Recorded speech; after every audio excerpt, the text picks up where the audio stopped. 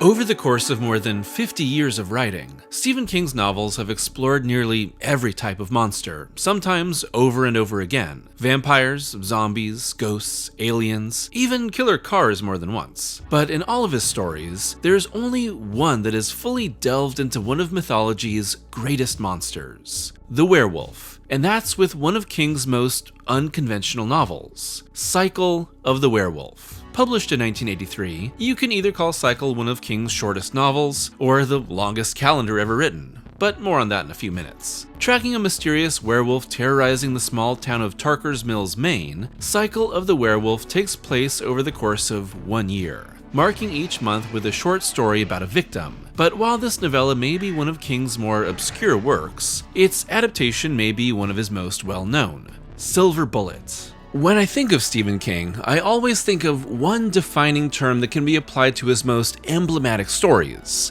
Americana horror, and both Cycle of the Werewolf and Silver Bullet perfectly encapsulate this idea. It's not just the warm summer nights that hide a terrifying monster, but the cold northeast winters, the holiday traditions across the year, and the small town drama that each rise and fall across the calendar, and they all can be found right here in this story. From the intimate stories of werewolf terror in print to its wild but sweet film adaptation, this is classic King on page and screen. And with another year just begun and the long, cold, dark nights closing in, there's no better time for us to start the Cycle of the Werewolf.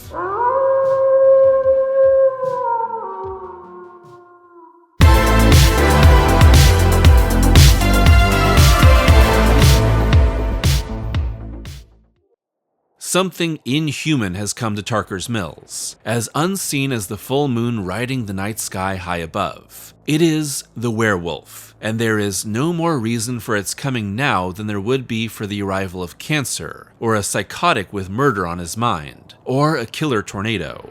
Its time is now. Its place is here. And in this little Maine town where baked bean church suppers are a weekly event, where small boys and girls still bring apples to their teachers, where the nature outings of the Senior Citizens Club are religiously reported in the weekly paper, next week there will be news of a darker variety. Outside, its tracks begin to fill up with snow, and the shriek of the wind seems savage with pleasure. There is nothing of God or light in that heartless sound. It is all black winter and dark ice. The Cycle of the Werewolf has begun. By the early 80s, Stephen King had become one of the most popular working horror authors in the world with a huge string of hits. And in turn, the adaptations were flowing, turning King into a one-man horror cottage industry. And that soon led to one of the strangest pitches made to King in his career, a calendar. In the early 80s, Christopher Zavisa and Land of Enchantment Press approached King to create a monthly calendar that would have a year-long story spread across the 12 months, an idea crafted by legendary illustrator Bernie Wrightson, who had long admired King. The author, who has always been game to experiment with his approach to writing, agreed and partnered with the illustrator, who had come to fame in newspaper strips and comic books, to create the images for the story. Now, writing an effective narrative in just a few short paragraphs per page and spread across 12 installments would be a challenge for any author.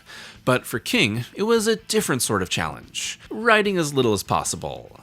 Land of Enchantment's deal was for King to write 500 words for each month's vignette, and in typical King fashion, our horror author extraordinaire suffered from one of his many bouts of what he's come to jokingly call diarrhea of the word processor. Simply put, he couldn't stop writing once he got going. And with his draft of the story absolutely uncontainable by a 12-page calendar, and New American Library having an existing contract to publish King calendars that they felt would be violated, the pitch soon became a full-fledged novella.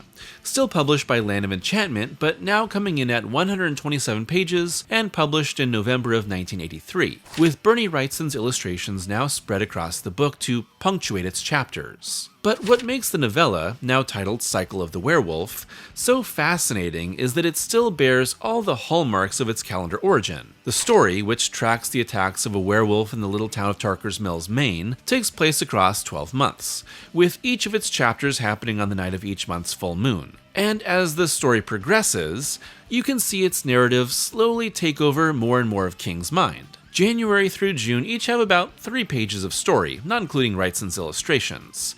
And in each, King visits the next victim of the mysterious werewolf, whose lives are brutally ended in a confrontation with the vicious lycanthrope. A railroad worker, a lonely heart on Valentine's Day, a drifter caught in the snow, a young boy flying his kite, a church janitor, a cafe owner.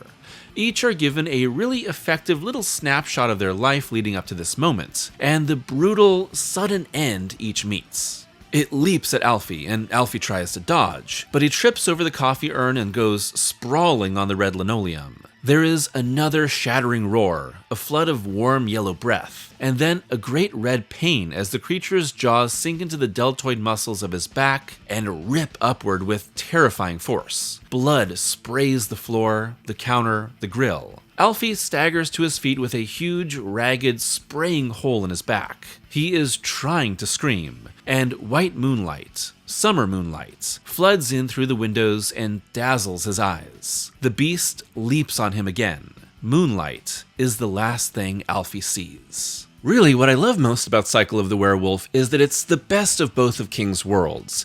The brutal, unflinching short story, and the more character-focused full-length novel. And over the course of this novella, you can see King switch from one into the other, with Cycle of the Werewolf making a full break into the long-form novel on the 4th of July. Here, King shifts his focus to young Marty Kozlaw, a paraplegic boy frustrated with the town's cancellation of the Independence Day celebrations. To Marty, it's the best time of year.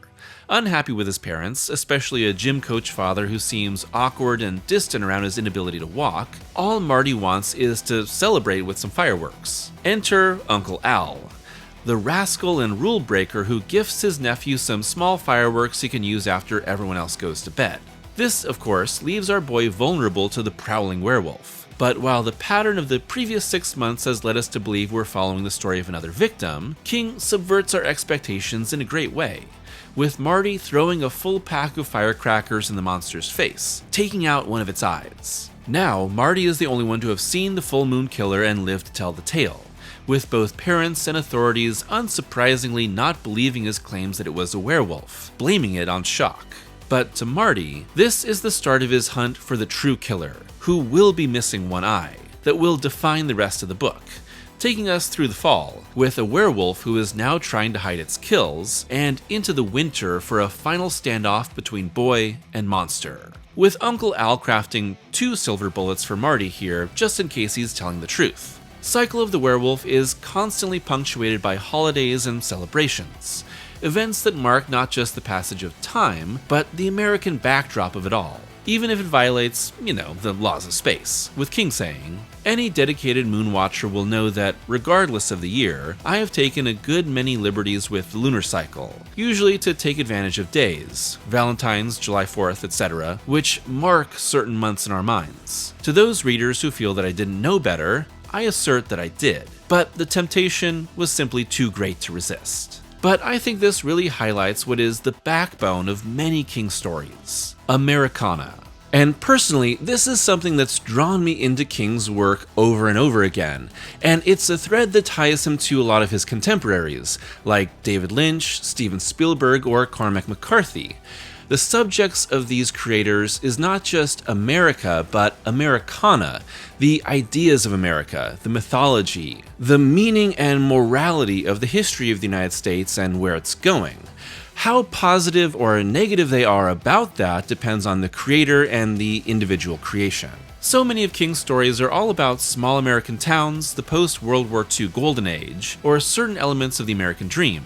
Cars, open roads, community versus individualism, freedom, the nuclear family. You can find so many of these throughout his work, and the real trick of it all is that while they make King's stories familiar and comforting, they're also often destroyed or revealed to be monstrous. These are horror stories after all. And in Cycle of the Werewolf, King's monster isn't the only source of evil. The Tarker's Mills of Silver Bullet is a pretty clean and happy community apart from the tragedies. But in the novella, King slowly unveils a darkness that's long existed beforehand. Our first hint comes in February with Stella Randolph. Lonely and desperate on Valentine's Day, Stella is mocked by the town. In May, we find that Reverend Lowe's Grace Baptist Church is slowly dying, the town no longer interested in his sermons. In August, we meet Constable Neary, the town's law enforcement who's a secret drunk and incapable of helping. By September, the wave of killings has nearly driven the town insane, sparking violence, hate, and mobs. Gas station attendant Pucky O'Neill hits a tourist. Milt Sturmfuller beats his wife so bad she's put in the hospital. And the true identity of the werewolf is the biggest betrayal of the community of them all. The werewolf might be the personification of the hidden evil within the town, the darkest impulses being secretly indulged at night, but Tarker's Mills already has enough darkness on its own. With only a couple stories actually involving werewolves throughout King's history, the best representations of his thoughts on lycanthropy and its history can be found in Cycle, and right here in his non-fiction book about the horror genre, Danse Macabre. Here, King discusses the archetypal monsters central to horror, identifying 3 territs. The zombie, identifying our fear of the dead and the loss of our humanity. The vampire, which becomes a predatory, addictive type of evil. And the werewolf, which is the fear of our loss of selves and identity and the darkness within us rising and taking over. However, instead of pointing to a specific myth or film that has a literal lycanthrope, King focuses his idea of the werewolf on Robert Louis Stevenson's 1886 novella, The Strange Case of Dr. Jekyll and Mr. Hyde. And what King sees here is a story of the dark and light sides of a man pulling him apart in 2 very literal embodiments. What we're talking about here, at its most basic level, is the old conflict between id and superego, the free will to do evil or to deny it, said King. The clergy hailed Jekyll and Hyde because they believed the book showed the grim results of allowing man's baser nature more than the shortest possible tether. Modern readers are more apt to sympathize with Jekyll as a man looking for an escape route, if only for short periods, from the straitjacket of Victorian prudery and morality. Spoilers for the identity of the werewolf in Cycle and Silver Bullet here, but given that reception to Jekyll and Hyde, I think it's a very purposeful choice by King to have the true identity of his monster be Reverend Lester Lowe, played by a very effective Everett McGill in the film. We're first introduced to Reverend Lowe in May in the book's first structural break as we witness the Reverend's nightmare, which sees his entire congregation turn into werewolves while preaching a sermon on the beast, Satan himself, being everywhere, ready to consume us. And while he wakes from the nightmare, he finds the church's janitor dead in the pews. It's the first hint that the pastor is our monster, which isn't confirmed until Halloween, when Marty sees him with an eye patch. But it hints at how our Reverend is both terrified and empowered by the beast within him. Eventually, King gives us a full look into Lowe's experience throughout the year, showing how the Reverend never remembered what happened when he transformed, but chose to ignore the physical signs of his monstrous nature until the loss of his eye made it undeniable. And in each month in the days leading up to the full moon, Reverend Lowe is filled with strength, restlessness, and joy, the power of his id rising within him and ready to break out. Eventually, he even comes to justify himself. I am a man of God, he thinks, getting up and beginning to pace, walking faster and faster in the quiet parlor where the grandfather clock ticks solemn ticks and talks solemn talks. I am a man of God, and I will not kill myself. I do good here, and if I sometimes do evil, why, men have done evil before me. Evil also serves the will of God, or so the book of Job teaches us. If I have been cursed from outside, then God will bring me down in his time. Surprisingly, King also uses wolfsbane as his werewolf origin, pulling from much less used mythology for an unconventional and unguessable origin. No werewolf attack or curse, just picking the wrong flowers at the wrong time for the church. Cycle of the Werewolf would go on to originally be published in a limited run of only 7,500 hardcover copies, along with 250 limited editions and 100 including an original drawing by Wrightson, which was copied by him over and over in what he said was a huge mistake. By the way, Wrightson's art here is awesome. It's a perfect accompaniment to this type of story, and it's been called EC Comics meets Norman Rockwell, and I can't think of a more perfect description of that art and really what makes it so special in conjunction with Stephen King's story. It's a blend of sublime Americana with an equally American but terrifying darkness. From his black and white pen landscapes that depict the slowly changing seasons, to the full color illustrations of the werewolf attacks, the one with the monster ripping off the constable's face is my favorite, it's a perfect partnership with King, who writes and would work with several more times. While Cycle of the Werewolf may be one of the most unconventional King works at the time, film adaptations of his stories were already proven hits many times over, and so this 12-month spanning series of connected stories was optioned by part-time producer and full-time madman Dino De Laurentiis, who's becoming a bit of a boogeyman around my channel, and his future wife, Martha Schumacher. Initially, De Laurentiis hired Don Coscarelli, who had just come off the success of both Phantasm, great movie, and The Beastmaster, also a movie, to write and direct. At the time, King turned down adapting his own work, but when Coscarelli struggled with writing a script, King lent a hand and sent in 3 detailed pages of notes, which Coscarelli has said answered every problem. Everything. However, De Laurentiis rejected King's notes, which led to a frustrated Coscarelli leaving the project. Well, I guess the producers eventually realized their own mistake, because King was eventually hired to adapt his own work, with that becoming the 1985 film Silver Bullet, directed by Dan Attias, who was mostly known for directing television. And in looking at Silver Bullet, I think it's an interesting example of how King adapts his own work, taking a more unconventional story and turning it into something that is easily digestible in a more mainstream and satisfying film. Like Cycle, Silver Bullet takes place in Tarker's Mills and focuses on the young wheelchair-bound Marty Kozlaw, played by Corey Haim, who begins to suspect a werewolf is responsible for a series of monthly deaths around the town. And while there's quite a few deaths directly lifted from the novella, King shrinks its scope and creates a more intimate focus. Instead of lasting from January through December, a natural holdover from its calendar roots, Silver Bullet runs from spring of 1976 through Halloween night. And while Marty is the main character of the book by default, the movie is truly his story. King also smartly adds a more emotional, personal hook to the movie that was only hinted at by the book. Marty and his sister Jane, played by Megan Follows, hate each other. But over time, Marty confides in Jane, who comes to believe his werewolf story alongside their uncle, now named Red here, played by an ad-libbing and wild Gary Busey, playing me in 5 years. With an adult Jane narrating the story, there's a sweetness and connection here that gives the movie a greater purpose. By the end, Marty and Jane don't just understand each other, they love each other. I love you, Jimmy. Add in supporting characters like Terry O'Quinn as Sheriff Joe Holler, and making Everett McGill's Reverend Lowe an important character throughout, and a much more evil version here who understands his own monstrous nature and attacks people while human to protect himself, and the light, fun, but disconnected thrills of the novella are tweaked into a much more cohesive story. Silver Bullet is also a lot cheesier too, but it's fun, and I think that cheesy side of King is just as important as his really dark, serious, and more prestige work. Together, they embody what makes the author so special and broadly appealing. Our werewolf takes one of his victims' baseball bats, using it in another attack for a truly unique moment of horror. The townsfolk are broader and stranger, making the film more comical. Attias' direction has this lighter, more family-friendly look to it, which contrasts well with its horror. And naturally, Marty only has a single silver bullet in the film versus the 2 in the novella.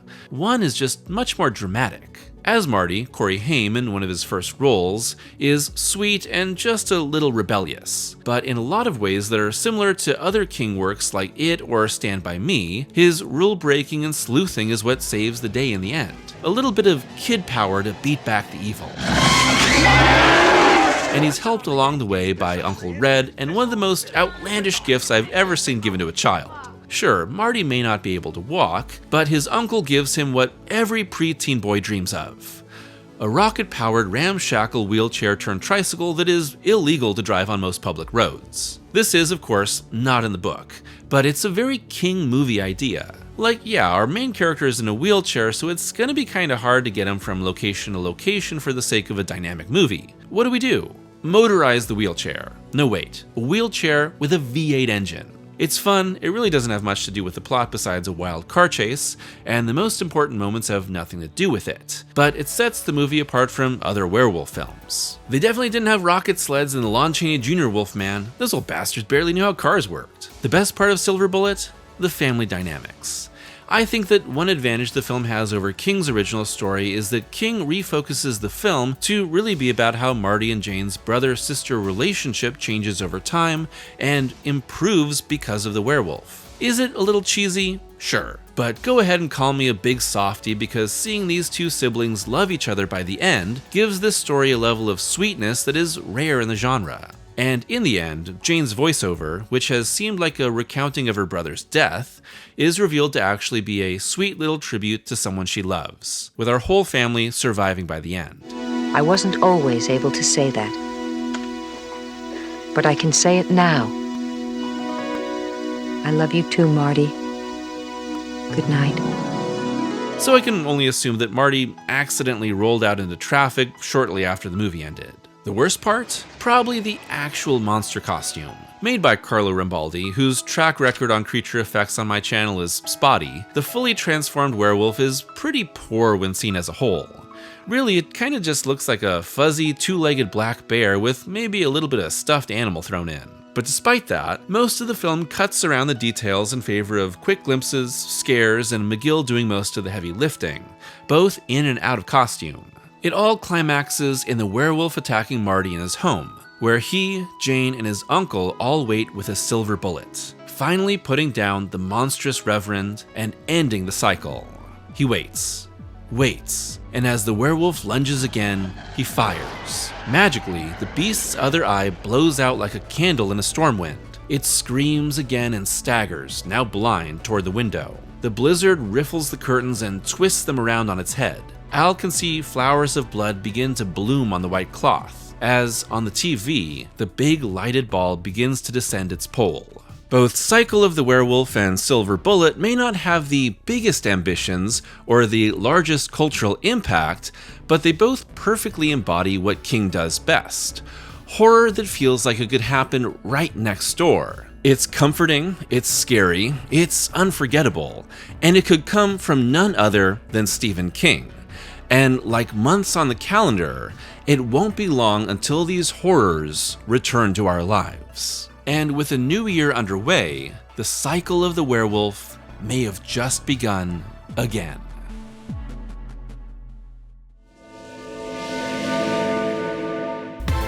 Thanks for watching today's video, and I'm back to covering another Stephen King book. Last year I covered The Stand around Halloween, and a few years ago I covered Christine. So I really do love talking about Stephen King.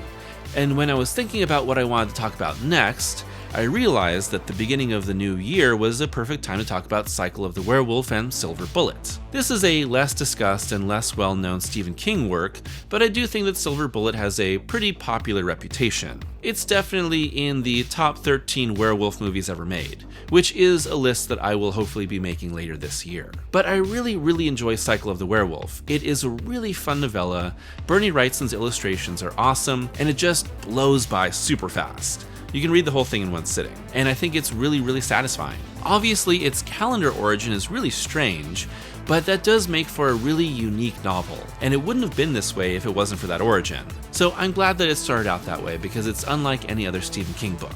As for Silver Bullet, it's cheesy, but it's fun, and the more times I've watched it, the more I've really come to like it. It's a super enjoyable werewolf movie.